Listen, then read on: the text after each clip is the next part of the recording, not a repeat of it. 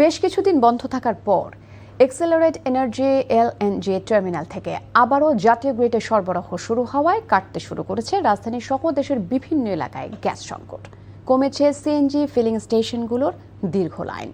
এদিকে ২-৩ দিনের মধ্যে আগের মতো গ্যাস পাওয়া যাবে বলে জানিয়েছেন জ্বালানি মন্ত্রী ইকবাল হাসান মাহমুদ টুকু। জাহিদ রহমানের রিপোর্ট। গ্যাস সরবরাহ বৃদ্ধিতে রাজধানীর সিএনজি ফিলিং স্টেশনগুলোতে ফিরছে স্বস্তি।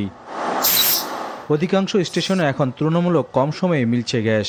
আগের মতো দীর্ঘ লাইন বা ঘন্টার পর ঘন্টা অপেক্ষার চিত্রও নেই।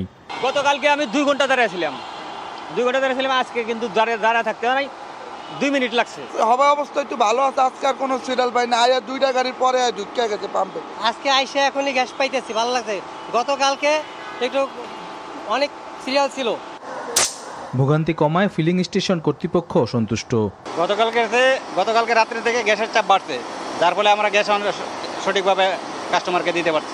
গ্যাসের চাপ গ্যাসের চাপ বাড়ছে, 200 পর্যন্ত উঠতেছে, কিন্তু গাড়ির চাপ কমে যাওয়ার কারণ মনে করেন যে আসার মাত্র হয়ে যাইতেছে। বাসাবাড়িতে গ্যাস স্বল্পতায় টানা কয়েকদিনের ভোগান্তিও কমতে শুরু করেছে। গ্যাসের চাপ বাড়ায় রান্নার কষ্ট কমেছে, দুর্ভোগ কমেছে গৃহিণীদের। সচিবালয়ে সাংবাদিকদের প্রশ্নের জবাবে বিদ্যুৎ, জ্বালানি ও খনিজ সম্পদ বিষয়ক মন্ত্রী বলেন, ভাসমান এলএনজি টার্মিনালটি ঠিক হওয়ায় গ্যাস সঞ্চালন শুরু হচ্ছে। সঞ্চালন শুরু হয়ে গেলে আস্তে আস্তে আমাদের যেখানে প্রেশার কমে গেছে, প্রেশারটা উন্নত হবে এবং মোটামুটি যে সমস্যার মধ্যে পড়েছি সমস্যা উত্তরণ করতে পারবো। মানে কতদিন লাগবে? স্বাভাবিক হতে 2-3 দিন লাগবে, মিনিমাম 2-3 দিন লাগবে। গ্যাস সরবরাহ কিছুটা স্বাভাবিক হয় রাজধানীর জনজীবনও ফিরতে শুরু করেছে স্বস্তি।